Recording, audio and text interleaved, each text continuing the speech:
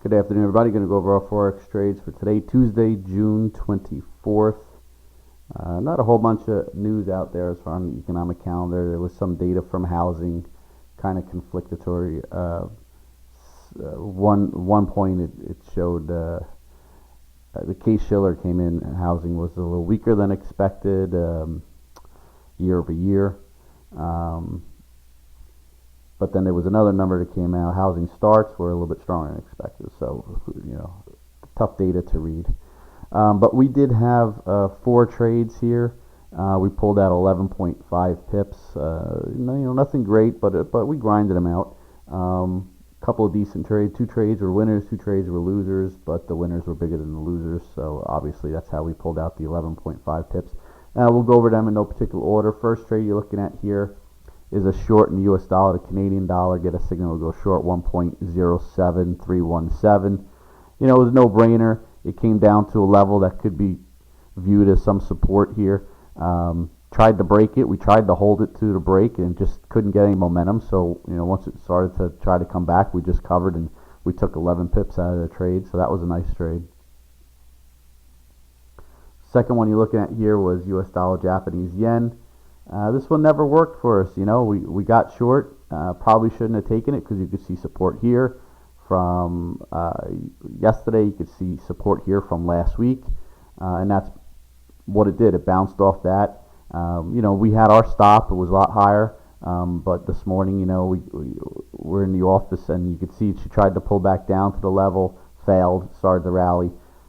So we threw it in. We threw the ring in and said we'll lose a 6.5. Not a big deal at all to lose, especially after we made 11 on the other trade. Australian dollar Swiss franc, another pretty easy trade. We were short the 0.83948. May have missed some because we didn't get short till here, but this was happening last night while we were sleeping, so there's nothing you could do about it. We were shorting it by some support, so we did take a little bit of a chance there, but she broke down, she busted through it, came right down to this level, which you gotta cover some right around this level, and that's exactly what we did. Picked up the 10.4 pips, and ultimately you see there it tried to break it by a couple of pips, but couldn't, failed, bounced. So again, good trade to get out of. We could have maybe pieced it out on this level and taken a chance to see if it busted down. As it turned out, we didn't do that. And as it turned out, we were right because it busted. But this thing could it made a lower high here. So you guys, if you're still short it from the signal that went out, this thing could still bust down and take these lows out, and she can run on you. It end up being a much better trade than we had. Pound the yen, another kind of difficult trade. Short this, 173.138, right in this congested area, which you got this little spike bottom there, but then you got this congested area here from last week. Didn't really like the trade. Wasn't working out for us. Never really went in our favor.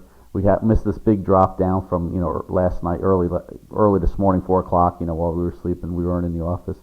So it wasn't crazy about the short. Wasn't going to risk a whole lot. Took the 3.4 pip loss and moved on. So overall, 4 trades. Picked up 11.5 pips. Not bad. Nothing great, obviously, but not too bad either. Relatively easy as well. The volatility is low. Volume's low. All the talking heads on TV, CNBC, Bloomberg Radio, Bloomberg TV, they've all been talking about it for the last few weeks, and we've been talking about it for the last couple of months. We had a sign it looked like it was picking up maybe a month or so ago, and then it just maybe for a few days, a week or so, a couple of weeks, whatever, and then it just dropped off again. So now that they're all talking about it, it could be maybe the end of the low volatility, and maybe things will pick up soon. So media always seems to be a little late to the story when it comes to Wall Street. Anyway, so that's it. Wrap it up. If you're waiting for signals, they'll be coming out whenever we get them. If you're still trading now, good luck, and we'll be back tomorrow.